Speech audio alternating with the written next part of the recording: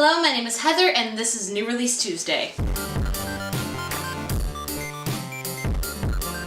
The first book today is Unhinged by A.G Howard. This is the second book in the Splintered series. This is a spin on the classic Alice in Wonderland by Lewis Carroll. And Alyssa hears the whispers of bugs and flowers, precisely the affliction that landed her mother in a mental hospital. The family curse stretches back to Alice Liddell, the real inspiration for the classic Alice in Wonderland. Alyssa learns that the real Wonderland is far more darker and twisted than Lewis Carroll ever led on to. The second book is Erased by Jennifer Rush.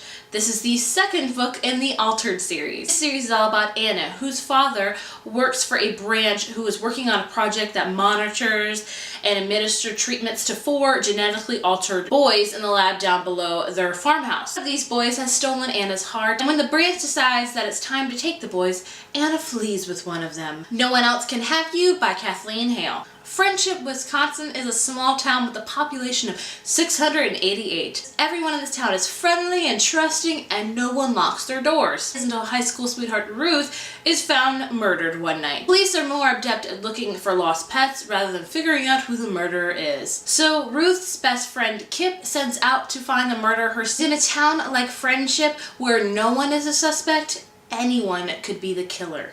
B and Sloane Jacobs by Laurie Morrill. This book is about 2 girls, both with the name Sloane, who couldn't live more different lives. And one day, by fate, they meet and they decide to switch places for the summer, and they learn out, things about each other and all that kind of stuff. Definitely kind of a Freaky Friday-esque type of book, so definitely sounds really cool.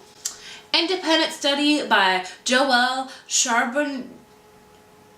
I'm not even gonna try. This is a sequel to The Testing. It's all about Sia, who lives in a place where if you are chosen for the testing, it is an honor and a privilege. Being chosen for the testing means that you have a chance to help rebuild the world ravaged from the war, and you could have a successful career and everything in life would equal up for you. Before Sia goes into the testing, her father urges her to trust no one. After reading the first book and that insanely awesome cliffhanger that it ended on, I really need to read the next one. It's definitely a good book for dystopian lovers, I will say. The book is Alliance by Mark Frost. This is the second book in the Paladin Prophecy series. It's all about Will, who is careful to live life under the radar. Will slips up one day, accidentally scoring off the charts on a nationwide exam. Now he is being courted by an exclusive prep school.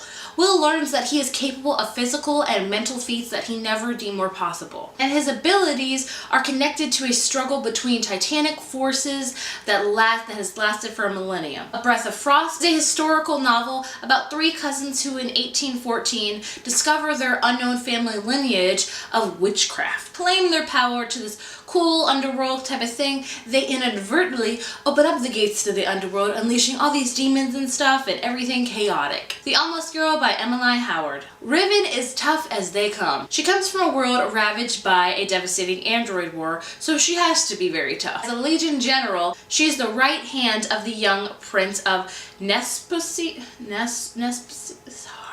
a parallel universe to the Earth. Prince Hale sends her away to find his long-lost brother Caden, who has been spirited back to modern-day Earth, and she finds herself in very uncharted territory, Earth. The Impossible Knife of Memory by Laurie Halse Anderson. Hatley and her dad have been on the road, never staying long in one place as her dad struggles to escape the demons that have tortured him since his return from Iraq. Now they are back in the town where he grew up in. If you have read Laurie Halse Anderson before, you know she is very known for compelling and very truthful and very hard-hitting books, so I cannot wait for this one. Flame by Amy Kathleen Ryan. This is the third and final book in the Sky Chaser series. 15-year-old Waverly is part of the first generation to be conceived in deep space. Kira Alden, the handsome captain-to-be, proposes to her. Everyone is sure he's the best choice for her. She's feeling a lot of pressure because she has to have babies soon and get married all at a very young age. But Waverly herself is struggling with the idea, and she is secretly intrigued by the shy and darkly brilliant Seth.